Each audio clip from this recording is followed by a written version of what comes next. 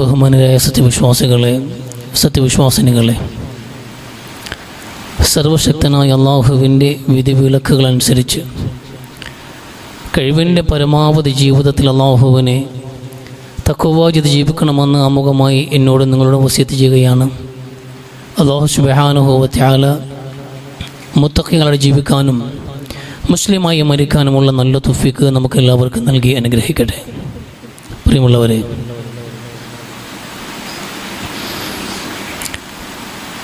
ആദ്യം ഒരു കാര്യം സൂചിപ്പിക്കാനുള്ളത്, പിന്നെ മറന്നുപോകുമെന്നുള്ളത് കൊണ്ട്, ഈ ഭാഗത്തെ ഇത് വഴി അങ്ങോട്ട് പോകാനുള്ള വഴിയായതുകൊണ്ട് ആ ഭാഗത്തുനിന്ന് ഒരിക്കൽ നിസ്കരിക്കരുത്. ഒരു കാരണവശാലും ആ വഴിയുടെ ഭാഗത്ത് ആ ഒരു വരി നിസ്കരിക്കാതിരിക്കുക. സുന്നത്ത് നിസ്കരിക്കാൻ നിൽക്കുന്നവരുടെ മുമ്പിലൂടെ, നിസ്കരിക്കുന്നവൻ്റെ മുമ്പിലൂടെ നടക്കുക എന്നുള്ളത് വളരെ കുറ്റകരമായ കാര്യമാണ്. അതുകൊണ്ട് ആ വഴി വിട്ട് മാത്രം സുന്നത്ത് നിസ്കരിക്കുക, ബാക്കിലോട്ട് പോയി നിന്ന് നിസ്കരിക്കുക. അല്ലെങ്കിൽ വരുന്നവർക്കത് ബുദ്ധിമുട്ടാകും, ഉറപ്പായിട്ടും അവർ കടക്കുകയും ചെയ്യും. അത് തെറ്റായൊരു പ്രവണതയാണ് താനും. അത് ആദ്യമേ സൂചിപ്പിക്കുകയാണ്, പിന്നീട് മറന്നു പോകുമെന്നുള്ളത് കൊണ്ട് എല്ലാവരുടെയും ശ്രദ്ധയിലേക്കാണ്. ഒരുപക്ഷെ ഇവിടെ ഇരിക്കാൻ സ്ഥലമില്ലെങ്കിൽ രണ്ടാമത്തെ നിലയിലേക്ക് പോകണം, ഇല്ലാത്ത പക്ഷം പുറകിലേക്ക് പോയിക്കൊണ്ടിരിക്കണം. ഒരു ആളിന് നടന്നു പോകാനുള്ള വഴി ഈ സഫിൽ, ഈ വാതിലിനപ്പുറത്ത് എല്ലാവരും ഇട്ട് തന്നെ നിൽക്കണം. അവിടെ അഡ്ജസ്റ്റ് ചെയ്ത് നിൽക്കാൻ വേണ്ടി ശ്രമിക്കരുത്. അത് ബാക്കിയുള്ളവരെ ബുദ്ധിമുട്ടിലാക്കുമെന്ന് ആദ്യം ഓർമ്മപ്പെടുത്തുകയാണ്. നമ്മളെ വിഷയത്തിലേക്ക് വരുമ്പോൾ, വളരെ പണ്ട് നടന്നൊരു കഥ, ഒരു കഥയായിട്ട് എഴുതപ്പെട്ടൊരു സംഗതിയുണ്ട്. വളരെ പ്രസിദ്ധനായ ഒരു എഴുത്തുകാരൻ, വളരെ പ്രസിദ്ധനാണ് അയാൾ. നാടും നിങ്ങൾ അറിയപ്പെടുന്ന എഴുത്തുകാരനാണ്. വലിയ വലിയ സാഹിത്യ സൃഷ്ടികൾ അദ്ദേഹത്തിൻ്റെതായി തൂലികകൾ പുറത്തു വന്നിട്ടുണ്ട്. അയാൾ എഴുതാൻ വേണ്ടി തയ്യാറെടുക്കുമ്പോഴൊക്കെ നഗരത്തിൻ്റെ തിരക്കുകളൊക്കെ വിട്ടുമാറി ഗ്രാമത്തിൻ്റെ ഏകാന്തതയിലേക്ക് വലിയുക എന്നുള്ളത് പതിവ് ശൈലിയാണ്. ഒരിക്കൽ അദ്ദേഹത്തിൻ്റെ വളരെ ഗംഭീരമായൊരു കൃതിയുടെ ഭാഗമായി തിരക്കുകളെല്ലാം വിട്ടൊഴിഞ്ഞ ആ മനുഷ്യൻ പതിവ് പോലെ ഗ്രാമത്തിൻ്റെ ഉൾഭാഗത്തുള്ള ഒരു മലയുടെ, ഒരു ചെങ്കുത്തായ കുന്നിൻ പുറത്തുള്ള ഒറ്റപ്പെട്ട വീട്ടിലേക്ക് അദ്ദേഹം പാർക്കുന്നുണ്ട് എഴുതാൻ വേണ്ടിയിട്ട്. അങ്ങനെ ആ മലയുടെ മുകളിൽ, ആ ചെങ്കുത്തായ നിൽക്കുന്ന ആ കുന്നിൻ്റെ പുറത്തുള്ള ആ ഒരു കുടിലിനകത്ത് ആ മനുഷ്യൻ ഏതാനും ദിവസങ്ങൾ ചിലവാക്കി. കുറേ ദിവസം കഷ്ടപ്പെട്ടു ആ മനുഷ്യൻ ഇരുന്ന് ആശയങ്ങൾ രൂപപ്പെട്ടു. അദ്ദേഹം എഴുതി. അദ്ദേഹത്തിൻ്റെ പുസ്തകത്തിൻ്റെ രചന പൂർത്തിയാക്കി കഴിഞ്ഞപ്പോൾ അദ്ദേഹത്തിൻ്റെ പതിവ് പോലെ അതെല്ലാം അടച്ചുപൂട്ടി അദ്ദേഹത്തിൻ്റെ ഭാണ്ഡക്കെട്ടും എടുത്ത് തൻ്റെ രചനയും എടുത്തുകൊണ്ട് പുറത്തേക്ക് ഇറങ്ങി. ആ കുന്നിൻ്റെ താഴേക്ക് ഇറങ്ങി ആ മനുഷ്യൻ വരുമ്പോൾ ആ കുന്നിൻ ചെരുവിൽ ഇട്ടപ്പെട്ടൊരു വീടുണ്ട്. ഒരു പാവപ്പെട്ട വൃദ്ധ മാത്രം താമസിക്കുന്നൊരു വീടാണ്. ആ പരിസരത്തൊന്നും വീടില്ല. ആകെയുള്ളത് ആ കുന്നിൻ്റെ ചോട്ടിലുള്ള ആ ചെരുവിലുള്ള ഒരു ചെറിയ ഒറ്റപ്പെട്ടൊരു വീട്. അവിടെ ഒരു വയസ്സായ സ്ത്രീ മാത്രമാണ് താമസിക്കുന്നത്. പതിവ് പോലെ ഈ മനുഷ്യൻ വന്നു, കുറേ ദിവസം താമസിച്ചു. ആ മനുഷ്യൻ തൻ്റെ ഉദ്യമം പൂർത്തീകരിച്ച് ആ മനുഷ്യൻ ബാഗ് എടുത്തുകൊണ്ട് പോകാൻ തുനിയുമ്പോൾ ഈ സ്ത്രീ ഓടി വന്ന് ആ മനുഷ്യനോട് പറയുന്നുണ്ട്, നിങ്ങൾ പോവുകയാണോ എന്നെ തനിച്ചാക്കിയിട്ട്? നിങ്ങൾ എന്നെ തനിച്ചാക്കി പോവുകയാണോ എന്ന് ആ വൃദ്ധസ്ത്രീ ഈ മനുഷ്യനോട് ചോദിക്കുന്നുണ്ട്. അയാൾക്കത് മനസ്സിലായില്ല. അവരെ തനിച്ചാക്കി എന്ന് പറയാൻ അവരതുവരെ അയാൾ കണ്ടിട്ട് പോലുമില്ല. പലവട്ടം വന്നു പോയിട്ടുണ്ടെങ്കിലും ഈ കുടിൽ താഴെ കാണാമായിരുന്നെങ്കിലും ഈ സ്ത്രീയുമായിട്ട് ഒരിക്കൽ പോലും അവർ സംഭാഷണം നടത്തിയിട്ടില്ല, കണ്ടിട്ടുമില്ല, കേട്ടിട്ടുമില്ല. പക്ഷെ എന്നിട്ടും അവർ പറയുന്നു, എന്നെ നിങ്ങൾ തനിച്ചാക്കി പോവുകയാണോ എന്ന്. അയാൾ പറഞ്ഞു, എനിക്ക് മനസ്സിലായില്ല നിങ്ങളെ ആരാണെന്നും ഞാൻ നിങ്ങൾ എങ്ങനെയാണ് തനിച്ചാക്കുന്നതെന്നും എനിക്ക് മനസ്സിലാവുന്നില്ല എന്ന്. ആ സ്ത്രീ പറഞ്ഞത്, ഈ പ്രദേശത്ത് ഞാൻ ഒറ്റപ്പെട്ട് താമസിക്കുകയാണ്. വല്ലപ്പോഴും നിങ്ങൾ അവിടെ താമസിക്കാൻ വരുമ്പോൾ, നിങ്ങൾ സന്ധ്യ അണഞ്ഞു കഴിയുമ്പോൾ നിങ്ങൾ ആ കുടിലിനകത്ത് കത്തിക്കുന്ന ദീപമുണ്ടല്ലോ, ആ വെളിച്ചം, നിങ്ങളുടെ വിളക്ക്, ആ വിളക്കിൻ്റെ വെട്ടം കാണുമ്പോഴൊക്കെ എനിക്ക് ആരൊക്കെയോ ഉള്ളതുപോലെ ഒരു അനുഭവം എനിക്കുണ്ടാകാറുണ്ട്. എനിക്കും ആരൊക്കെയോ ഉള്ളതുപോലെ, എനിക്കും ബന്ധുക്കൾ ഉള്ളതുപോലെ, എനിക്കും സുഹൃത്തുക്കൾ ഉള്ളതുപോലെ ഞാൻ ആശിക്കാറുണ്ട്, ആശ്വസിക്കാറുണ്ട്. ഇനി നിങ്ങൾ പോയി കഴിഞ്ഞാൽ പതിവ് പോലെ ഇനി ആ കുന്നിൻ ചെരുവിൽ വിളക്ക് കത്തില്ലല്ലോ എന്ന് ഓർക്കുമ്പോൾ ഞാൻ പിന്നെയും തനിച്ചായി പോയി എന്ന സങ്കടമാണ് ഞാൻ നിങ്ങളുമായി പങ്കുവെക്കുന്നത് എന്ന് ആ സ്ത്രീ പറയുന്നുണ്ട്. അയാൾ പറയുന്നുണ്ട്, ഞാൻ പെട്ടെന്ന് പോവില്ല, പോയാലും ഇവിടെയൊക്കെ തന്നെ ഉണ്ടാകും, നിങ്ങളെ ഞാൻ വിട്ടുപിരിയില്ല എന്ന് പറഞ്ഞ് ആ മനുഷ്യൻ മാറി നിന്നിട്ട് ഒരു കൂട്ടുകാരനെ വിളിച്ചു. എല്ലാ ദിവസവും ആ വീട്ടിൽ വിളക്ക് കത്തിക്കാൻ വേണ്ടി ഏർപ്പാടാക്കി. താനില്ലെങ്കിലും എല്ലാ സന്ധ്യകളിലും അവിടെ ചെന്നിട്ട് വിളക്ക് കത്തിച്ച് വെക്കണം, ആ സ്ത്രീക്ക് അതിൽ ആശ്വാസമുണ്ട് എങ്കിൽ അവർ ആശ്വസിക്കട്ടെ എന്ന് പറഞ്ഞ ആ മനുഷ്യൻ കടന്നുപോയി. വളരെ സാരവത്തായൊരു കഥയാണ്. ആർക്കെങ്കിലും ആരെങ്കിലുമൊക്കെ ആകുക എന്നുള്ളതും ആർക്കെങ്കിലും ആരെങ്കിലുമൊക്കെ ഉണ്ടാവുക എന്നുള്ളതും മനുഷ്യ ജീവിതത്തിൽ ഏറ്റവും മഹത്തായ ഒരു സമ്മാനമാണ്. നമ്മുടെ ജീവിതത്തിൽ നമുക്ക് വേണ്ടി ആരെങ്കിലും ഉണ്ടാവുക എന്നുള്ളത് വലിയ മഹത്തായ ഒരു കാര്യമാണ്. ഈ കാലഘട്ടത്തിൽ വലിയൊരു അധ്യാപനവുമാണത്. നമ്മൾ സെൽഫിഷായി ജീവിക്കുന്നൊരു കാലഘട്ടമാണ്. എനിക്ക് ഞാൻ മാത്രം മതി എന്നതിലേക്കാണ് കാലം പൊയ്ക്കൊണ്ടിരിക്കുന്നത്. പുതിയ തലമുറ ജെൻസികളുടെ ഏറ്റവും വലിയ പ്രശ്നം എന്നുള്ളത് തന്നെ എനിക്ക് ഞാൻ മാത്രം മതി എന്ന് ചിന്തിക്കുന്നവരുടെ എണ്ണം കൂടിപ്പോയിട്ടുണ്ട് എന്നതാണ്. ഈ മണി മേക്കിംഗ് മിഷൻ എന്ന് പറയും പോലെ പണമുണ്ടാക്കുന്ന യന്ത്രങ്ങളായി മനുഷ്യർ മാറിക്കൊണ്ടിരിക്കുകയാണ്. അതുകൊണ്ട് ഇവിടെ കെട്ടുപാടുകൾ ആവശ്യമില്ല, ബന്ധങ്ങൾ ആവശ്യമില്ല. മാതാവ്, പിതാവ്, അവരുടെ മാതാപിതാക്കൾ, കൂടപ്പിറപ്പുകൾ, കൂട്ടുകാർ, നാട്ടുകാർ, അവരെ കേൾക്കുക, അവർക്ക് വേണ്ടിയിരിക്കുക, അവരോടൊപ്പം സ്നേഹം പങ്കിടുക, അവരെ അറിയുക, അവരെ സന്ദർശിക്കുക. ഇതൊന്നും നമ്മുടെ ജീവിതത്തിൽ നമ്മൾ ഇഷ്ടപ്പെടുന്ന കാര്യമില്ല. നമുക്ക് ലാഭവും ബെനിഫിറ്റും സാമ്പത്തികമായ മുന്നേറ്റവും എന്ത് നൽകുന്നോ അതാണ് നമ്മൾ എന്ത് ചെയ്യുന്നത്, ഇഷ്ടപ്പെടുന്നത്. അതിന് ദിശയാക്കിയാണ് നമ്മൾ ജീവിച്ചുകൊണ്ടിരിക്കുന്നത്. തെറ്റായൊരു ദിശയിൽ നമ്മൾ സഞ്ചരിക്കുന്നത്. ഇസ്ലാമിനെ സംബന്ധിച്ചിടത്തോളം വാല്യൂസിന്, മൂല്യങ്ങൾക്ക് വലിയ വില കൽപ്പിക്കുന്നുണ്ട് ഇസ്ലാം. മൂല്യങ്ങൾക്ക് വലിയ വില കൽപ്പിക്കുന്നുണ്ട് വിശുദ്ധ ഇസ്ലാം. നോക്കൂ, വിശുദ്ധ ഖുർആനിൽ സൂറത്തുൻ നിസായിലെ 46-ാമത്തെ വചനം നോക്കൂ. വഅബ്ദുല്ലാഹ വലാ തുശ്രികു ബിഹി ശൈഅ വബിൽ വാലിദൈനി ഇഹ്സാന വബിദിൽ ഖുർബ വൽ യതാമ വൽ മസാകിൻ വൽ ജാരിദിൽ ഖുർബ വൽ ജാരിൽ ജുനുബി വസ്വാഹിബി ബിൽ ജംബി വബ്നി സബീൽ. വിശുദ്ധ ഖുർആൻ വളരെ മനോഹരമായി പറയുന്നുണ്ട്, നിങ്ങൾ അല്ലാഹുവിനെ മാത്രമേ ആരാധിക്കാവൂ. വലാ തുശ്രികു ബിഹി ശൈഅൻ, അല്ലാഹുവിനോട് നിങ്ങൾ പങ്കു ചേർക്കാൻ പാടില്ല. ആദർശം പഠിപ്പിക്കണം. ഒരു മനുഷ്യൻ പാലിക്കേണ്ട വിശ്വാസം എന്താണ് എന്ന് വളരെ മനോഹരമായി ഖുർആൻ സംസാരിച്ചു. നിങ്ങൾ അള്ളാഹുവിനെ മാത്രം ആരാധിക്കുക. കാരണം അവൻ മാത്രമാണ് നിങ്ങളെ പടച്ചവൻ. നിങ്ങളുടെ സൃഷ്ടിപ്പിന്റെ പിറകിൽ അവന് മാത്രമാണ് പങ്കുള്ളത്. ആ റബ്ബിനെ നിങ്ങൾ ആരാധിക്കണം. ആ ആരാധനയിൽ അള്ളാഹുവിനോട് നിങ്ങൾ ആരെയും പങ്കു ചേർക്കാൻ പാടില്ല. ഇതാകണം നിങ്ങളുടെ ആദർശമെന്ന് വിശുദ്ധ ഖുർആൻ. ശേഷം എന്താ പറഞ്ഞത്? വബിൽ വാലിദൈനി ഇഹ്സാന, നിങ്ങളുടെ മാതാപിതാക്കളോട് നിങ്ങൾ ഗുണം ചെയ്യണം. വബിദിൽ ഖുർബ, നിങ്ങളുടെ ബന്ധുജനങ്ങളോട്. വൽ യതാമ വൽ മസാകിൻ, അഗതികളോട്, അനാഥ മക്കളോട്, നിങ്ങളുടെ ബന്ധുക്കളായ അയൽക്കാരോട്, അകന്നിരിക്കുന്ന അയൽക്കാരോട്, നിങ്ങളുടെ സഹയാത്രികരോട്, വഴിയാത്രക്കാരനോട്, സഹപാഠികളോട്, എല്ലാവരോടും നിങ്ങൾ സ്നേഹത്തോടെ വർത്തിക്കണം, കാരുണ്യത്തോടെ പെരുമാറണം, അവരോട് നന്മയോടെ നിങ്ങൾ വർത്തിക്കണമെന്ന് വിശുദ്ധ ഖുർആൻ. പരസ്പരം മാനുഷിക മൂല്യങ്ങളെ പരിഗണിക്കണം. ബന്ധങ്ങളുടെ കെട്ടുപാടുകൾക്കുള്ളിൽ നിന്നുകൊണ്ട് മനുഷ്യരെ നിങ്ങൾ ജീവിക്കണം. അതാണ് ഇഹ്സാൻ, അതാണ് സുഹൃതം, അതാണ് നന്മയെന്ന്. എന്നിട്ട് ഖുർആൻ പറയുന്നുണ്ട്, ഇന്നല്ലാഹ ലാ യുഹിബ്ബുക മൻ കാന മുഖ്താലൻ ഫഖൂറ എന്ന്. സ്വയം പൊങ്ങികളെയും അഹങ്കാരികളെയും അല്ലാഹുവിന് ഇഷ്ടമല്ല എന്ന്. സ്വയം പൊങ്ങികളായ, സ്വയം നമ്മൾ എനിക്ക് ഞാൻ മാത്രം മതി, എൻ്റെ വിദ്യാഭ്യാസം, എൻ്റെ സമ്പാദ്യങ്ങൾ, എൻ്റെ മേന്മ, എൻ്റെ കഴിവ്, എൻ്റെ സൗന്ദര്യം, അതെല്ലാം കൊണ്ട് ഞാൻ തനിച്ചു നിൽക്കുന്നവനാണ്. എനിക്ക് ആരെയും ഡിപ്പെൻഡ് ചെയ്യേണ്ട ആവശ്യമില്ല. ഞാൻ ആരെയും ആശ്രയിക്കില്ല. ആരെയും ആശ്രയത്തിന് വേണ്ടി ഞാൻ പിടിച്ചു നിൽക്കുന്നില്ല. ആരെയും ചേർത്ത് വെക്കാനും എനിക്ക് താല്പര്യവുമില്ല. ഞാൻ തനിയെ പോകുന്ന മനുഷ്യനാണ്. ഞാൻ ഒറ്റയ്ക്ക്, ഒരു വൺ വേ ട്രാഫിക് പോലെ ഒറ്റയ്ക്ക് ഞാൻ മുന്നോട്ട് പോയിക്കോളാം എന്ന അഹങ്കാരത്തോടെ പറയുകയും സ്വയം പൊങ്ങുകയും ചെയ്യുന്ന മനുഷ്യരെ അള്ളാഹുവിന് ഇഷ്ടമല്ല എന്ന്. മനുഷ്യരുമായി ചേർന്ന് ജീവിക്കുന്നവരെയാണ് അള്ളാഹുവിന് ഇഷ്ടം. എല്ലാ മനുഷ്യരോടും മാതാപിതാക്കൾ എന്നതിൽ താഴെത്തട്ടിലെ വഴിയാത്രക്കാരൻ, നാടോടികൾ, നമുക്ക് മുൻ പരിചയമില്ലാത്ത, നമ്മൾ ഇതുവരെയും കണ്ടിട്ടില്ലാത്ത ഒരു യാത്രക്കാരനായ മനുഷ്യൻ, ഇവിടെ നിന്നോ വന്ന് എങ്ങോട്ടോ പോകുന്നൊരു മനുഷ്യനാണ് നമ്മൾ അയാളെ കണ്ടിട്ടുണ്ട് എങ്കിൽ ആ മനുഷ്യനോട് പോലും നന്മയോടെ വർത്തിക്കണം, സ്നേഹത്തോടെ സംസാരിക്കണം. ആ മനുഷ്യനോടും സലാം പറയണം. അലാമൻ അറഫ്ത വമൻ ലം തഅരിഫ് എന്ന്. ആ മനുഷ്യന് വേണ്ടിയും പ്രാർത്ഥിക്കണമെന്ന് അതാ വിശുദ്ധ ഇസ്ലാം പഠിപ്പിക്കുന്നത്. ജീവിതത്തിൽ എല്ലാ മനുഷ്യരെയും ചേർത്ത് പിടിക്കൂ എന്നതാണ് ഇസ്ലാം പഠിപ്പിക്കുന്നത്.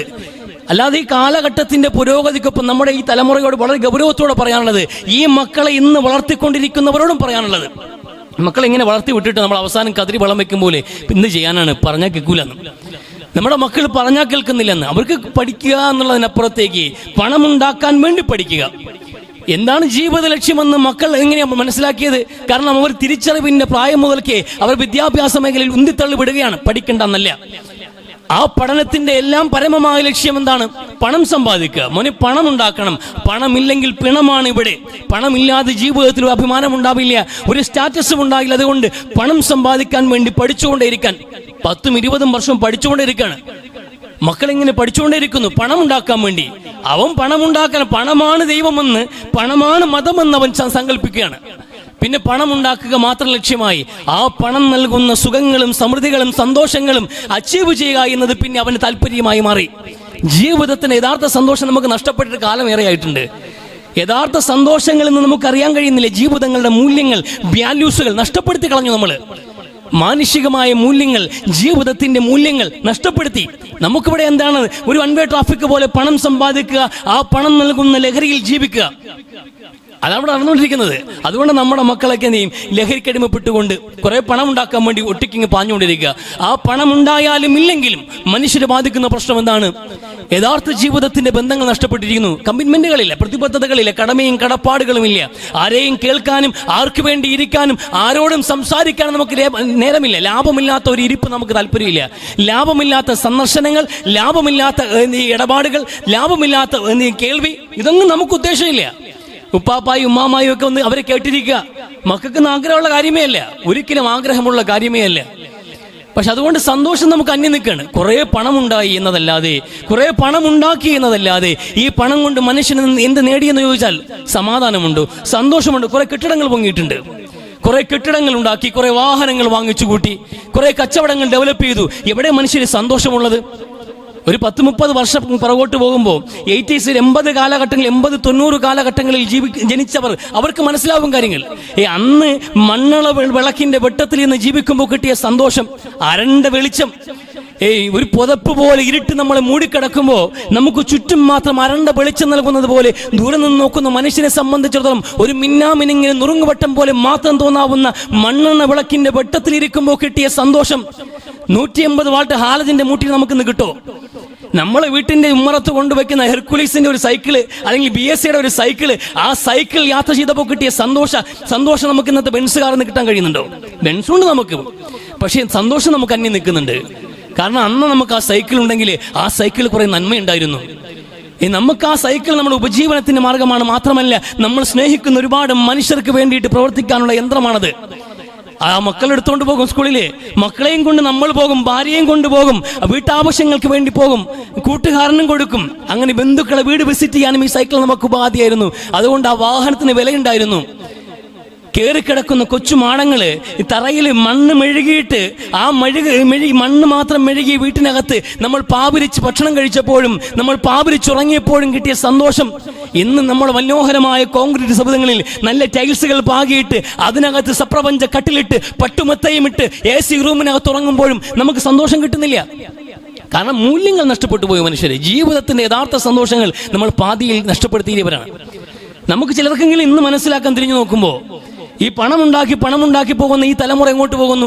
ജീവിതത്തിന് സന്തോഷം എവിടെയാണെന്ന് അവർക്കറിയില്ല. വാപ്പയെ കേട്ടിരിക്കുന്നതിൽ സന്തോഷമുണ്ടെന്ന് അവർക്കറിയില്ല. ഉമ്മയോട് സംസാരിച്ചിരിക്കുമ്പോൾ കിട്ടുന്ന സന്തോഷം അവർക്കറിയില്ല. കെട്ടുപാടുകളെ കുറിച്ച് അവർക്കറിയില്ല. കുടുംബങ്ങളെ വിസിറ്റ് ചെയ്യുന്നതിന് സന്തോഷം, ബന്ധുജനങ്ങളെ കാണാൻ വേണ്ടിയിട്ട് ഒരു കാരണവുമില്ല, വിശേഷങ്ങളില്ല. പക്ഷെ എന്നിട്ട് നമ്മൾ ബസ് കയറി പോവുകയാണ്. 1-2 കിലോമീറ്ററുകൾ നടന്ന് യാത്ര ചെയ്യുമ്പോൾ ബസ് കിട്ടും. ഒരു ബസ്സല്ല, ഒരുപാട് ബസ്സുകൾ കയറിയിട്ടാണ് 10-20 കിലോമീറ്റർ അപ്പുറത്തുള്ള ബന്ധുവീട്ടിൽ നമ്മൾ എത്തുക.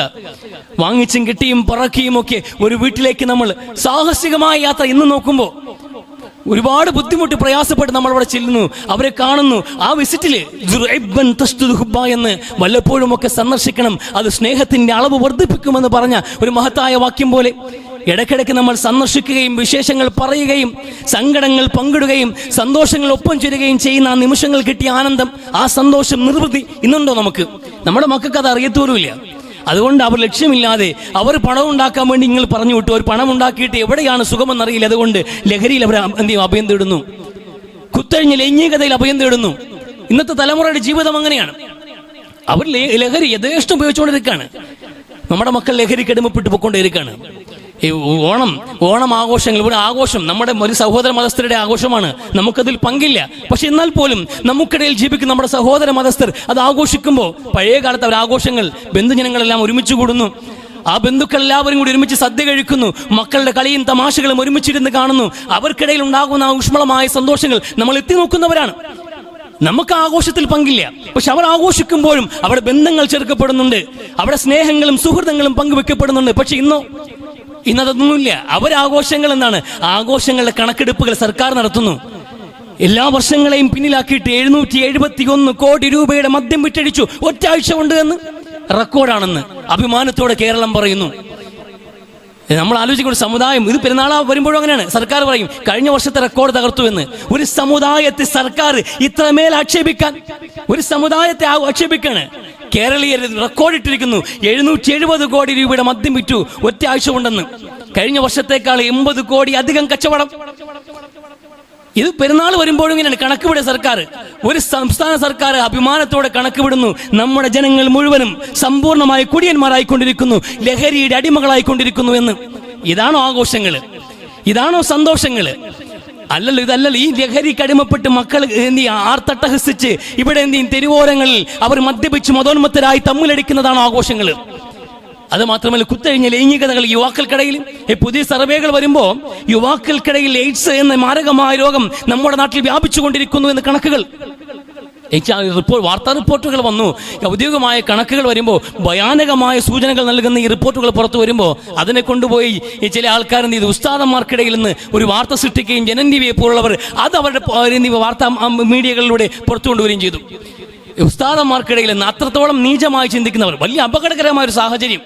വരാൻ പോകുന്നൊരു കാലഘട്ടത്തിൽ നടക്കാൻ പോകുന്നൊരു കാര്യം പറയട്ടെ.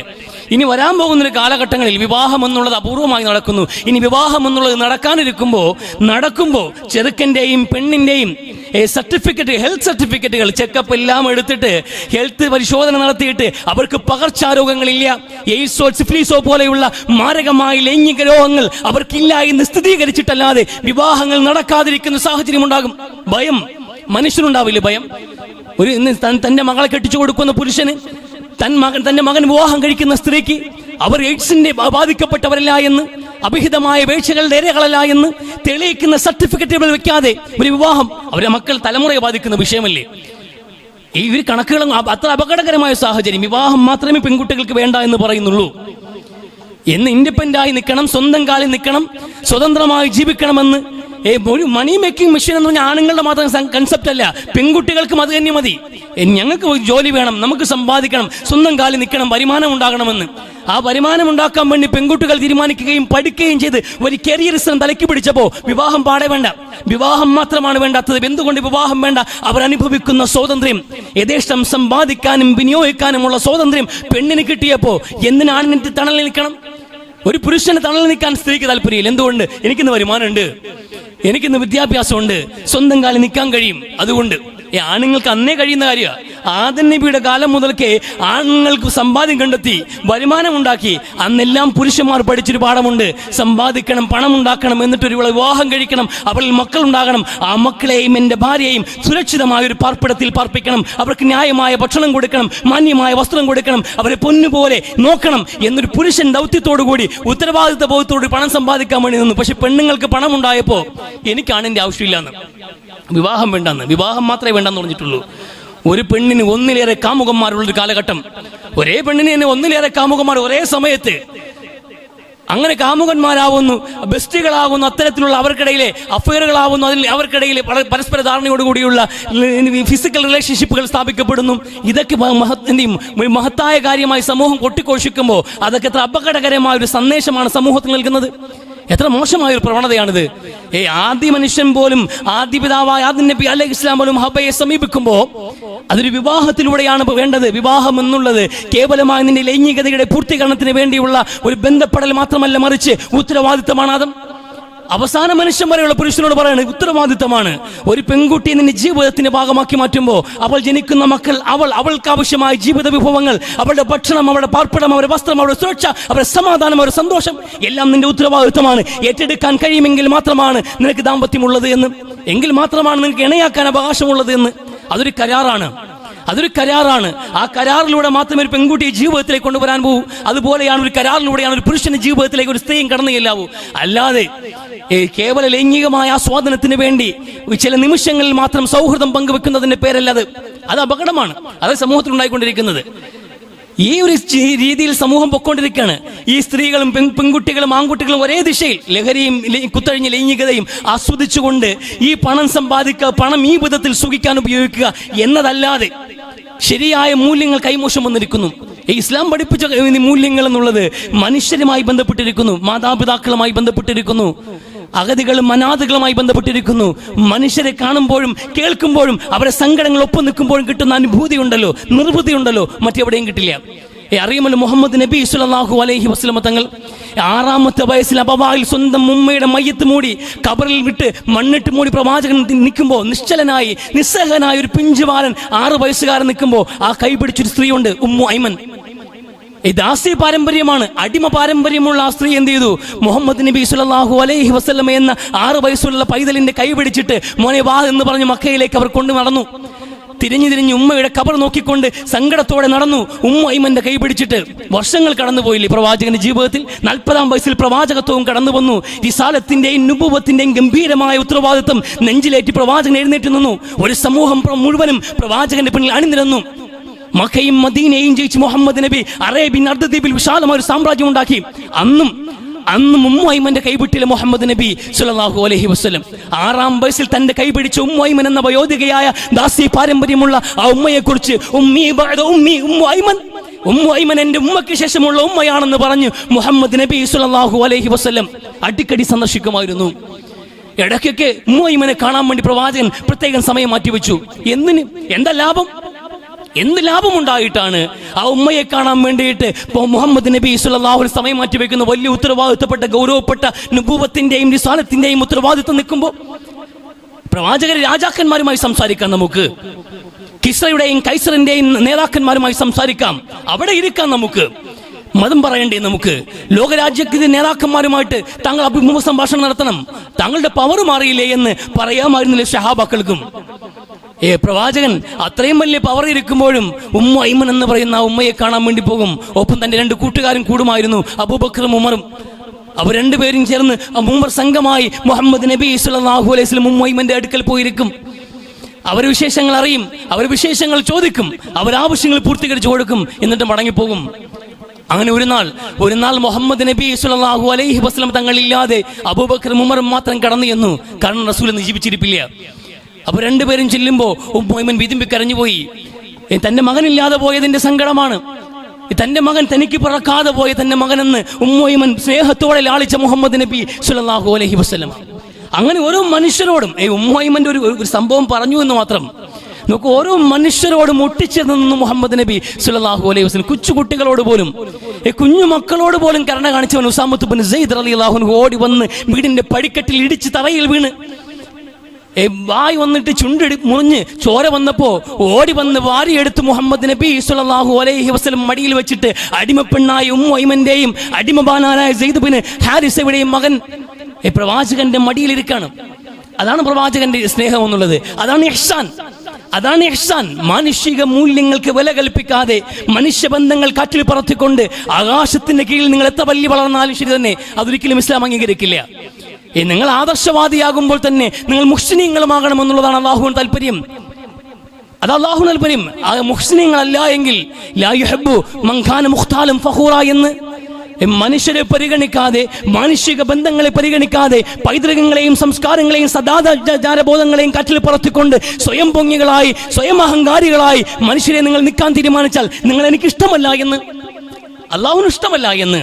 എന്നാലോ ഇന്നല്ലാഹു യുഹിബ്ബുൽ മുഹ്സിനീൻ, എന്നാൽ ഇഹ്സാൻ ജീവിത മൂല്യങ്ങളെ ഉയർത്തിപ്പിടിക്കുന്ന ജീവിത കാഴ്ചപ്പാടുള്ളവർ മനുഷ്യരെ അള്ളാഹുവിന് ഇഷ്ടമാണ് എന്ന്.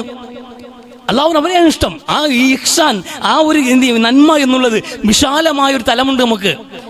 ഇന്നല്ലാഹ കതബൽ ഇഹ്സാന ഫീ കുല്ലി ഷൈ, എല്ലായിടത്തും സർവ്വ വിഷയങ്ങളിലും അള്ളാഹു ഇഹ്സാൻ രേഖപ്പെടുത്തിയിട്ടുണ്ട് എന്ന് പുണ്യ നബി സല്ലല്ലാഹു അലൈഹി വസല്ലം. നന്മ എന്നുള്ളത് ഒരു മനുഷ്യന്റെ എല്ലാ മേഖലയിലും അള്ളാഹു സംവിധാനിച്ചിരിക്കുന്നു എന്ന് പുണ്യ നബി സല്ലല്ലാഹു അലൈഹി വസല്ലം. അതുകൊണ്ട് ഇദാ ഖതൽതും ഫഹ്സുനുൽ ഖത്ൽ, നിങ്ങൾ കൊല്ലുകയാണെങ്കിൽ, ഒരു മൃഗത്തെ നിങ്ങൾ കൊല്ലുകയാണെങ്കിൽ പോലും അതിൽ നിങ്ങൾ ഇഹ്സാൻ കൊണ്ടുവരണേ എന്ന് നബി സല്ലല്ലാഹു അലൈഹി വസല്ലം. നിങ്ങളൊരു മൃഗത്തെ അറുക്കുകയാണ്, നിങ്ങളൊരു മൃഗത്തെ അറബ് ചെയ്യുകയാണെങ്കിൽ ആ മൃഗത്തെ അറുക്കുന്നതിന് മുമ്പ് അത് അറബ് ചെയ്യുക എന്നുള്ളതാണ് ഒന്നാമത്തെ മര്യാദ. അതാണ് ഇഹ്സാൻ. ഒരു ജീവി നിങ്ങൾ കൊല്ലണം. ഒരു അടയ്ക്കക്കുരുവിയാകട്ടെ, ഒരു കോഴിയാകട്ടെ, ഒരു മുയലാകട്ടെ, നിങ്ങൾക്ക് ഭക്ഷണമാക്കാൻ വേണ്ടി അതിനെ വധിക്കണമെങ്കിൽ അതിനെ അറബ് ചെയ്യുക എന്നുള്ളത് ഒന്നാമത്തെ മര്യാദയാണ്. അത് നന്മയാണ്. ഇനി അറബ് ചെയ്യുന്ന മൃഗത്തോടോ നിങ്ങളുടെ കത്തിയുടെ മൂർച്ച കൂട്ടണേ എന്ന് പുണ്യ നബി സല്ലല്ലാഹു അലൈഹി വസല്ലമ. എന്നിട്ട് ആ മൃഗത്തിന് നിങ്ങൾ ആശ്വാസം കൊടുക്ക്. എഞ്ചിഞ്ചായി പറിച്ചെടുക്കാതെ നല്ല മൂർച്ചയുള്ള കത്തി കൊണ്ട് അതിൻ്റെ പെട്ടെന്ന് അതിൻ്റെ ശ്വസനനാളവും അന്നനാളവും കട്ട് ചെയ്തുകൊണ്ട് വളരെ എളുപ്പം മരണം വരുന്ന പദത്തിൽ അതിനെ നിങ്ങൾ കൈകാര്യം ചെയ്യൂ എന്ന് പുണ്യ നബി സല്ലല്ലാഹു അലൈഹി വസല്ലം. അറുക്കാൻ പിടിച്ച കോഴി പോലും കടമയുണ്ട്, അതിൽ പുണ്യമുണ്ട്, നന്മയുണ്ട് എന്ന് മുഹമ്മദ് നബി സല്ലല്ലാഹു അലൈഹി വസല്ലം. ഈ വീട്ടിൽ വളർത്തുന്ന മൃഗങ്ങളോട് ഇഹ്സാനുണ്ട് മനുഷ്യരെ. വീട്ടിൽ വളർത്തുന്ന മൃഗങ്ങളോട് നിങ്ങൾ വളർത്തിയില്ല എങ്കിലും വീട്ടിനകത്തൂടെ ഓടി കയറി വന്ന് നിങ്ങളെ വീട്ടിലൂടെ ഒരു വാതിലൂടെ കയറി മാറുവാതിലൂടെ ഇറങ്ങിപ്പോകുന്ന പൂച്ചകളോടുണ്ടല്ലോ, ആ പൂച്ചകളോടും കടമയുണ്ട് മനുഷ്യരെ എന്ന്. എത്ര മനോഹരമായ ഇസ്ലാമിൻ്റെ ഒരു ജീവിത കാഴ്ചപ്പാടെന്നുള്ളത്. നമ്മുടെ മക്കൾക്ക് നമ്മളോടൊപ്പം സംസാരിക്കാൻ സമയമില്ല, നമ്മളെ കേട്ടിരിക്കാൻ അവർക്ക് നേരെയില്ല, നമ്മൾ അനുവദിക്കാറില്ല, നമ്മളത് ശീലിപ്പിക്കാറില്ല. നമ്മുടെ ഉപ്പയും ഉമ്മയും ഒക്കെ അവർ പഴയ കഥകൾ, പണ്ട് കാലത്ത് ജീവിച്ച കാര്യങ്ങളൊക്കെ ആരോടെ പറയുക? നമ്മുടെ വാപ്പയും ഉമ്മയും ഒക്കെ അവർ പണ്ട് ജീവിച്ച കാലഘട്ടത്തിന്റെ അവസ്ഥകൾ അതൊക്കെ ഇങ്ങനെ ഓർത്ത് പലതും പറയാൻ ആഗ്രഹിക്കും. കൊച്ചു കുട്ടികളെക്കാളും വയസ്സായ ആൾക്കാർക്ക് ഒരുപാട് സംസാരിക്കാൻ ആശയുണ്ട്, ഒരുപാട് കേൾക്കാൻ ആശയുണ്ട്. അതൊക്കെ പണ്ട് കാലങ്ങളിൽ പൂർത്തീകരിച്ചിരുന്നത് ചെറുമക്കളെ വിളിച്ചിരുത്തിയ പണ്ട കാര്യങ്ങൾ കഥ പറയുക. ഉപ്പാപ്പാര അവസ്ഥയും ഉപ്പപ്പാര അവസ്ഥയും അവരുടെ സഹോദരങ്ങളുടെ കാര്യങ്ങളും അവരുടെ വീടിൻ്റെ അവസ്ഥയും അന്ന് കഴിച്ച ഭക്ഷണങ്ങളും അന്നത്തെ കല്യാണങ്ങളുടെ വിശേഷണങ്ങളും അങ്ങനെ ഓരോരുത്തരും മരണപ്പെട്ടു പോയ നിമിഷങ്ങളും പകർച്ചാവ്യാധി പിടിപെട്ട കാലഘട്ടങ്ങളും അതൊക്കെ അതിജീവിച്ചു വന്ന കാലഘട്ടങ്ങളും തോൽവിയും പരാജയങ്ങളും വിജയങ്ങളും സന്തോഷങ്ങളും ഒക്കെ ചെറുമക്കളോട് പങ്കിടുമ്പോൾ അതിലൊക്കെ ഒരുപാട് വലിയ സന്ദേശങ്ങളുണ്ട്, ജീവിതാനുഭവങ്ങളുണ്ട്. അത് മക്കളെ സ്വാധീനിക്കും. നമ്മുടെ മക്കൾക്ക് അതിൽ പാഠങ്ങളുണ്ട്. ഇത് കേട്ടിരിക്കണ്ടേ മക്കൾ, അപ്പോഴേ നന്മ ഉണ്ടാവുള്ളൂ. അടുത്ത തലമുറയിലേക്കും ഈ നന്മ പകരാൻ കഴിയത്തില്ല. നമുക്ക് എന്താ ആവശ്യം? അങ്ങനെ മക്കൾ അതിനൊന്നും സമയമില്ലെന്ന്. അങ്ങനെ കേട്ടിരിക്കേണ്ടവരെല്ലാം നമ്മളിനെ പഠിപ്പിക്കുക. വീട്ടിൽ വളർത്തുന്ന മൃഗങ്ങൾക്ക് ഭക്ഷണം കൊണ്ട് വയ്ക്കാൻ നമ്മുടെ മക്കളെ പ്രേരിപ്പിച്ചിട്ടുണ്ട്. അതിന് ഭക്ഷണം കൊണ്ട് കൊടുക്കേണ്ട ഉത്തരവാദിത്വം നമ്മുടെ മക്കളെ ശീലിപ്പിക്കണ്ടേ? അതിൽ നന്മയില്ലേ? അതാണല്ലോ വേണ്ടത്. എല്ലായിടത്തും വഴിയാത്രക്കാരനോട് പോലും അഗതികളോടും അനാഥകളോടും കരുണ കാണിക്കണമെന്നത് പുസ്തകത്തിരിക്കലേ ഉള്ളൂ. ഖുർആനകത്തിരുന്നാൽ അത് അവിടെ തന്നെ ഇരിക്കലേ ഉള്ളൂ. നമ്മളത് പ്രാവർത്തികമാക്കണ്ടേ? നമ്മുടെ മക്കളുടെ ജീവിതത്തിലേക്ക് പകർത്തി കൊടുക്കണ്ടേ? അനാഥ മക്കളെ സ്നേഹിക്കണമെന്ന്, അനാഥ മക്കളോട് പ്രത്യേകം കരുണ കാണിക്കണം, പരിഗണിക്കണമെന്ന് കൂടെ പഠിക്കുന്ന സഹപാഠി ഉമ്മയും ബാപ്പയും ഇല്ലാത്തവന് വേണ്ടി അല്പം പരിഗണന, തന്റെ ഭക്ഷണത്തിൽ നിന്ന് അല്പം പങ്കിടാനും, തന്റെ പേന ഒന്ന് കൊടുക്കാനും, തന്റെ പുസ്തകം വാങ്ങിക്കുമ്പോഴും ബാഗ് വാങ്ങിക്കുമ്പോഴും അവന്റെ കാര്യം കൂടി പരിഗണിക്കാനും ഒരു കുഞ്ഞ് സ്വയം തയ്യാറാകുന്നിടത്താണ് നല്ല മാതാപിതാക്കൾ ഉണ്ടാവുക. അവിടെയാണ് നല്ല മാതാപിതാക്കൾ ഉണ്ടാവുക. ഒരു മകനെ വളർത്തിയെടുക്കുമ്പോൾ അങ്ങനെ ഉണ്ടാകണം. നിവൃത്തിയില്ലാത്തവനെ പരിഗണിക്കേണ്ടത് നമ്മുടെ ബാധ്യതയാണ് മക്കളെ എന്ന് മക്കളെ പഠിപ്പിക്കുന്നത് അള്ളാഹുവിന്റെ കൽപ്പനയാണെന്ന്. മക്കളെ അനുസരിപ്പിക്കണ്ടേ? നോക്കൂ, മക്കളെ അനുസരിപ്പിക്കുക എന്നുള്ളത് കർക്കശമായ മാതാപിതാക്കളെ ഇസ്ലാം അടിച്ചേൽപ്പിച്ച ഉത്തരവാദിത്തമാണ്. കാരണം അനുസരണാശീലം ഇല്ലെങ്കിൽ ഒരു കാലത്തും നിങ്ങൾക്ക് മക്കൾ ഉപകാരപ്പെടില്ല. അതുകൊണ്ട് 7 വയസ്സ് മുതൽ 10 വയസ്സ് വരെയും മക്കളോട് ദിവസം 5 നേരം നിങ്ങൾ അനുസരിക്കാൻ കൽപ്പിച്ചുകൊണ്ടേയിരിക്കണം. വാക്കാൽ നിങ്ങൾ പറഞ്ഞുകൊണ്ടിരിക്കണം. 5 നേരം സുബഹിസ്കരിക്കണേ, സുബഹിസ്കരിക്കട, ളുഹ്ർ എന്ന് പറഞ്ഞുകൊണ്ടിരിക്കണം. വാപ്പയും ഉമ്മയും അവൻ നിസ്കരിക്കുന്നത് വരെയും പറഞ്ഞുകൊണ്ടേയിരിക്കണം. അവസാനം ഉമ്മയും ബാപ്പയും പറഞ്ഞതിന്റെ പേരിൽ അവൻ നിസ്കരിച്ചു. ആർക്ക് വേണ്ടി? അള്ളാഹുവിന് വേണ്ടി. ഒരേ സമയത്ത് ഒരു കല്ല് 2 മാങ്ങ എന്ന് പറയും പോലെ ഒരേ സമയത്ത് ഒരു മനുഷ്യന്റെ ഹൃദയത്തിൽ വളർന്നു വരുന്ന, തിരിച്ചറിവിന്റെ പ്രായത്തിലേക്ക് കടന്നു വരുന്ന ഒരു ബാല്യത്തിന്റെ ഹൃദയത്തിനകത്ത് 2 കാര്യങ്ങൾ സ്പഷ്ടമായി സ്ഥാപിക്കപ്പെട്ടു. ഒന്ന്, എൻ്റെ ഉമ്മയും ഉപ്പയും ഞാൻ അനുസരിക്കപ്പെടേണ്ടവരാണ്, ഞാൻ അവരനുസരിക്കേണ്ടവരാണ് എന്ന് ഒരു ബോധ്യം അവൻ്റെ മനസ്സിലുണ്ടാകും. രണ്ടാമതോ, എൻ്റെ ജീവിതത്തിൽ ദിനചര്യയിൽ എൻ്റെ പടച്ചവൻ്റെ അവകാശമാണ് 5 നേരം നമസ്കരിക്കുക എന്ന് എൻ്റെ റബ്ബ് എന്ന ചിന്തയിലേക്ക് ഒരു ബാല്യം സ്വമേധയാ കടന്നു വരികയാണ്. അള്ളാഹുവിലേക്ക് അടുക്കാനുള്ള നിമിഷങ്ങൾ 3 കൊല്ലം കഴിഞ്ഞു. 3 കൊല്ലം കഴിഞ്ഞ് ഒരു അല്പം കൂടി തിരിച്ചറിവിൻ്റെ പ്രായത്തിലേക്കും ബുദ്ധികൂർമ്മതയിലേക്കും നമ്മുടെ മക്കൾ വളർന്നു കഴിയുമ്പോൾ എന്താ നിസ്കരിക്കാത്തത് എന്ന് ചോദിച്ചിട്ട് അവന് ചെറിയ മെല്ലെ ഒരു തട്ട് കൊടുക്കാനെങ്കിലും ഒരു അടി കൊടുക്കാനുള്ള ഉത്തരവാദിത്വം നിങ്ങൾക്കുണ്ട്. ചോദിച്ചുകൊണ്ടിരിക്കണം. അത് വാപ്പയും ഉമ്മയും ഞാൻ നിസ്കരിച്ചില്ലെങ്കിൽ എന്നെ അടിക്കാനുള്ള അവകാശവും അവർക്കുണ്ട് എന്ന്. അങ്ങനെ നമ്മൾ 1-2 അടി കൊടുത്ത് ഒരു മക്കളെ വളർത്തുകയാണ്. 50-ാമത്തെ വയസ്സിൽ നമുക്ക് 50 വയസ്സുള്ളപ്പോ അവൻ 20 വയസ്സുള്ളപ്പോ ചുറുചുറുപ്പുള്ള ബാല്യം ആരടാ എന്ന് ചോദിച്ചാൽ ഞാനടാ എന്ന് പറയുന്ന ബാല്യം, കൗമാരം, ആ യൗവന കാലഘട്ടത്തിലേക്ക് കാലെടുത്ത് വെക്കുന്ന നിമിഷത്തിലുണ്ടല്ലോ, ബാപ്പയും ഉമ്മയും ഇരിയടാ എന്ന് പറഞ്ഞാൽ അവൻ ഇരിക്കും, ഒന്നടിച്ചാൽ നിന്ന് കൊള്ളും. കാരണം അവന് ഹൃദയത്തിനകത്ത് സ്ഥാപിക്കപ്പെട്ടൊരു വികാരമുണ്ട്, എൻ്റെ വാപ്പയ്ക്കും ഉമ്മയ്ക്കും എന്നെ അനുസരിപ്പിക്കാനും എന്നെ ശിക്ഷിക്കാനുമുള്ള അവകാശമുണ്ട് എന്ന്. ചെറുതിലെ ശീലിച്ചാരിയോ? പക്ഷെ ഇന്ന് നടക്കൂല. ഇന്ന് നമ്മളെ മക്കളെ ഉപദേശിക്കാറുമില്ല, അനുസരിപ്പിക്കാറുമില്ല, അടിക്കാറുമില്ല. അതുകൊണ്ട് 17-18 വയസ്സ് കഴിഞ്ഞ മക്കൾക്ക് നേരെ കൈ ഓങ്ങിയാൽ അവൻ തിരിച്ചടിച്ചിരിക്കും. മകളാണെങ്കിലും അടിച്ചിരിക്കും. അവർ അടികൊണ്ട് ചാവാൻ ആഗ്രഹമില്ലാത്തത് കൊണ്ട് ഇന്ന് അങ്ങനെ ഒരു കാര്യത്തിന് നമ്മുടെ മാതാപിതാക്കൾ പോകാറില്ല. മക്കൾ എന്നെ കൈവയ്ക്കുന്നത് അതിനേക്കാൾ ഗതികെട്ടൊരു സാഹചര്യം. അതുകൊണ്ട് ഞാനിപ്പോൾ ഒന്നും പറയാറുമില്ല, അവനിട്ട് അനുസരിക്കാറുമില്ല, ഏതെങ്കിലും വഴിക്ക് പോട്ടേന്ന്. ഇതാണ് നമ്മൾ ഇന്ന് കൈമലത്തി വെച്ചിട്ട് പറയുന്ന കാര്യം. അനുസരിപ്പിക്കാൻ കഴിയില്ല. ഒരു വേഷം പോലും നിങ്ങൾക്ക് നിർബന്ധിച്ച് ഇത് ഇടാൻ പറ്റൂല മക്കളെ എന്ന് പെൺകുട്ടികളോട് പറയാനോ ആൺകുട്ടികൾ മക്കളെ ഈ ഇത് നടക്കൂല, ഈ വേഷം ഇട്ടുകൊണ്ട് ഈ വീട്ടിന്റെ പുറത്തിറങ്ങൂല എന്ന് പറയാൻ നിങ്ങളെ കൊണ്ട് സാധിക്കോ? ഇല്ല, മനുഷ്യർ സാധിക്കില്ല, നിങ്ങൾക്ക് സാധിക്കില്ല. കാരണം നിങ്ങൾ അങ്ങനെയാ മക്കളെ വളർത്തിവിട്ടത്. മക്കൾ മനസ്സിലാക്കുക, ഒന്ന് വളർത്തുന്ന രക്ഷകർത്താക്കളെ മനസ്സിലാക്കുക. നിങ്ങൾ ഈ പണം ഉണ്ടാക്കുന്ന മെഷീനായിട്ട് ഇവിടെ കുറെ റോബോട്ടിക്കൽ ജീവിതം, കുറെ റോബോട്ടുകളെ പണിത് വിടാൻ വേണ്ടി നിങ്ങൾ ആരെ അയച്ചിട്ടില്ല. അല്ലാഹു പച്ച മനുഷ്യരെ, മണ്ണിന് നനവെന്ന പോലെ മനുഷ്യന് സ്നേഹിക്കാനും സ്നേഹം കൊടുക്കാനും സ്നേഹം വാങ്ങിക്കാനും കഴിയുന്ന നന്മയുള്ള കുറെ ഹൃദയങ്ങൾ അതിനെ പാകപ്പെടുത്തി എടുക്കുക എന്ന ഈ കാലഘട്ടത്തിൽ ഏറ്റവും വലിയ വെല്ലുവിളി. അതാണ് ഇഹ്സാൻ എന്നുള്ളത്. ആ ഇഹ്സാൻ അല്ലാഹു ഇഷ്ടമുള്ളത്. അങ്ങനെ പുണ്യങ്ങൾ മനുഷ്യർക്കിടയിൽ സുഹൃതങ്ങളായി ഒരു മനുഷ്യൻ നിറഞ്ഞു നിൽക്കുന്നുണ്ടെങ്കിൽ ഹൽ ജസാഉൽ ഇഹ്സാനി ഇലൽ ഇഹ്സാൻ ഫബിഅയ്യി ആലാഇ റബ്ബികുമാ തുകദ്ദിബാൻ. വിശുദ്ധ ഖുർആൻ. അങ്ങനെ ഉപകാരങ്ങൾ മനുഷ്യ ജീവിതത്തിൽ ചെയ്യും. നിങ്ങൾ എല്ലാവരെയും ചേർത്ത് പിടിക്കുക, എല്ലാവർക്കും ഉപകാരം ചെയ്യും. ഈ വിശന്ന് ദാഹിച്ചൊരു മനുഷ്യന് തൻ്റെ ദാഹം ശമിപ്പിക്കാൻ വേണ്ടിയിട്ട് പൊട്ടക്കിണറ്റിലേക്ക് ഇറങ്ങിപ്പോയി അതിനകത്ത് നിന്ന് വെള്ളം കോരി കുടിച്ച് ദാഹമകറ്റി കരയ്ക്ക് കയറുമ്പോൾ ദാഹിച്ചു കിടക്കുന്ന പട്ടി മരുഭൂമിയിലെ മണ്ടരികൾ തന്നെ നാവ് കൊണ്ട് ഉരയ്ക്കുന്നത് കണ്ടപ്പോൾ എന്നെപ്പോലെ ദാഹിച്ച ഒരു ജീവിയാണിത്.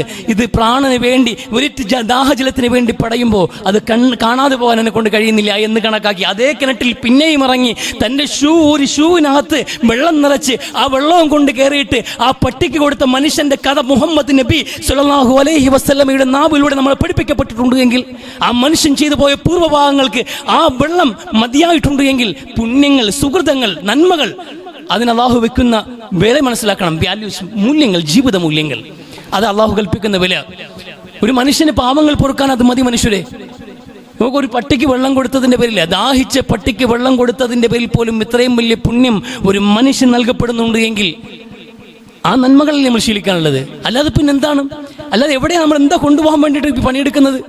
നമ്മുടെ വിദ്യാഭ്യാസങ്ങൾ തൊഴിലധിഷ്ഠിതമാകണം എന്നതിനേക്കാൾ ഉപരിയായിട്ട് മൂല്യാധിഷ്ഠിതമാകണം.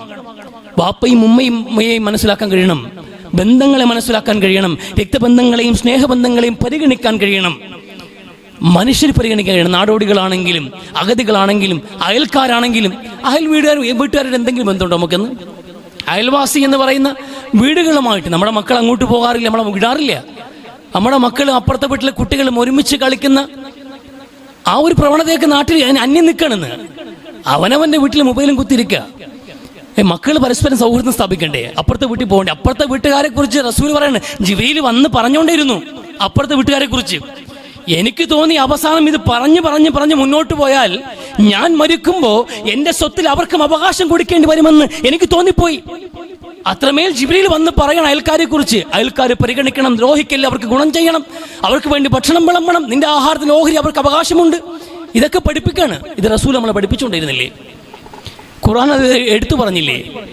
ബന്ധുക്കളായ അയൽക്കാർ, അകന്നവരായ അയൽക്കാർ, സഹയാത്രികൾ, സഹപാഠികൾ എല്ലാവരും പരിഗണിക്കേണ്ടി നിങ്ങൾ.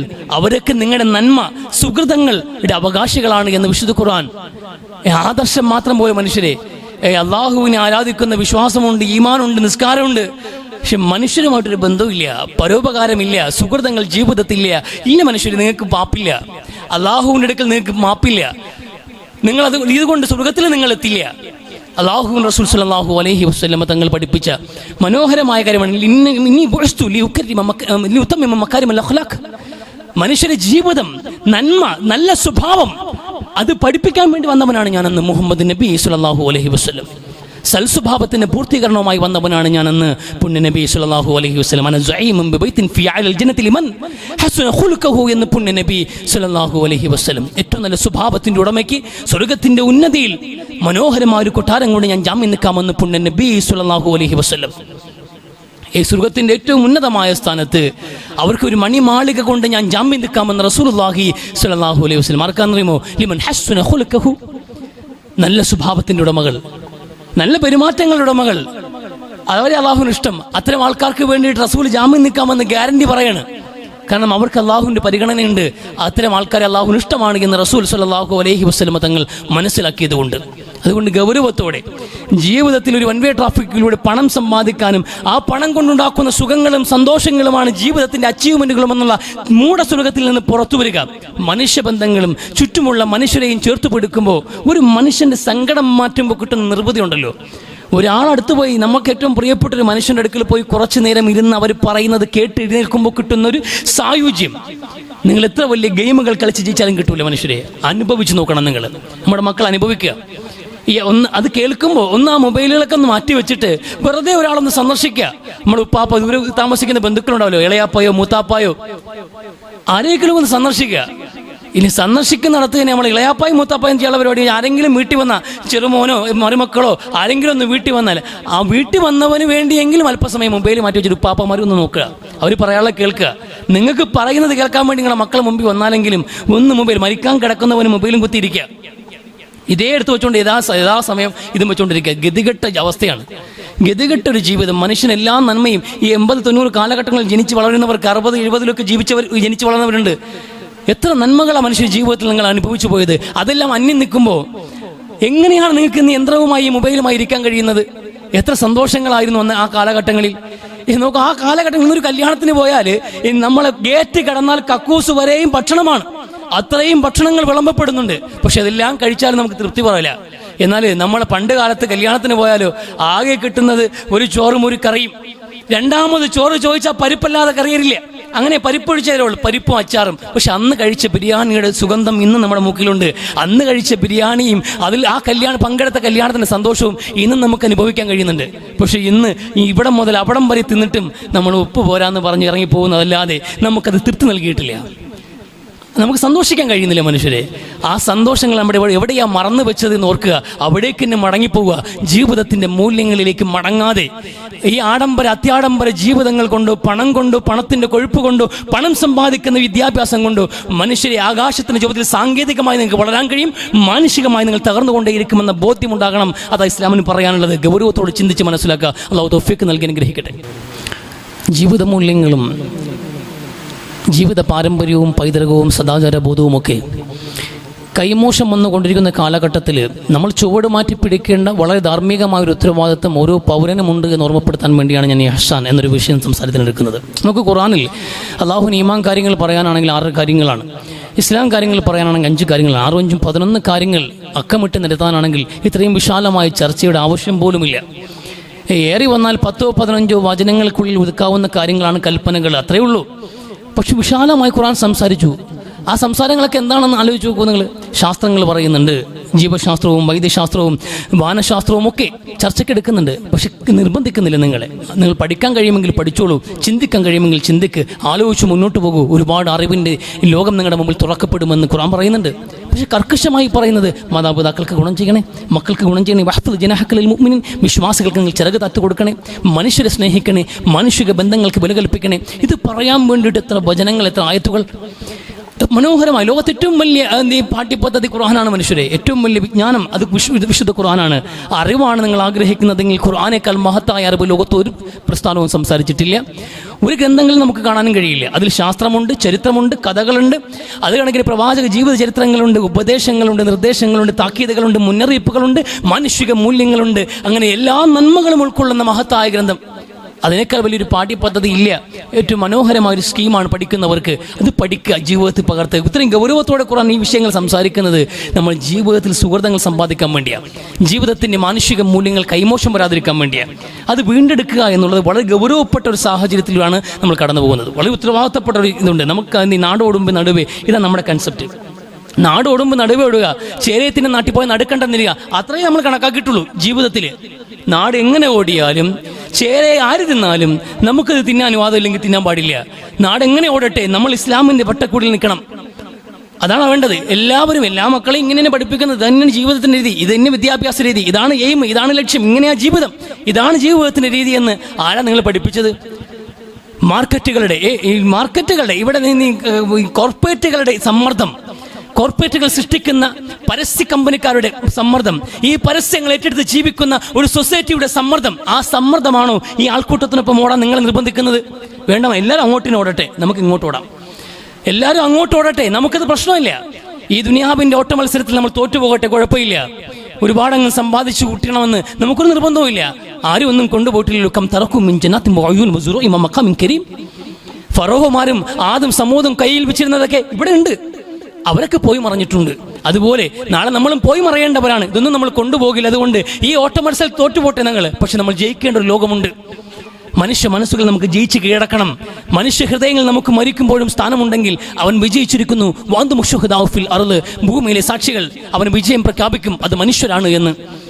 നമുക്കൊപ്പം ജീവിക്കുന്ന മനുഷ്യർ, ആ മനുഷ്യ ഹൃദയങ്ങളിൽ ഇടം പിടിക്കാൻ നമുക്ക് കഴിയണം.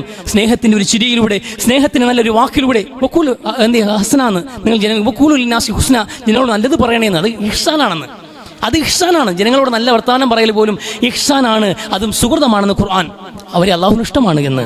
അതുകൊണ്ട് ജീവിതത്തിൽ നമ്മൾ ഈ ഓട്ടപ്പ മത്സരത്തിൽ മക്കളെ ഇറക്കി വിട്ടു നമ്മളും ആ വഴിക്ക് ചിന്തിച്ച് മാറ മനുഷ്യരെ, ആ നഷ്ടം നമുക്ക് സഹിക്കാം. ഈ കമ്പോളത്തിൽ നമുക്ക് വില കുറയട്ടെ, അള്ളാഹുവിൻ്റെ കോടതിയിൽ നമുക്ക് വലിയ വിലയുണ്ടാവും. അപ്പം അതുകൊണ്ട് മനുഷ്യരെ സ്നേഹിക്കാനും മാനുഷിക ബന്ധങ്ങൾക്ക് വില കൽപ്പിക്കുന്ന മക്കളെ വളർത്തിയെടുക്കാനും ആ നിലയിൽ ചിന്തിക്കാനും നമ്മൾ തയ്യാറാവുക. അള്ളാഹു തൗഫീഖ് നൽകി അനുഗ്രഹിക്കും.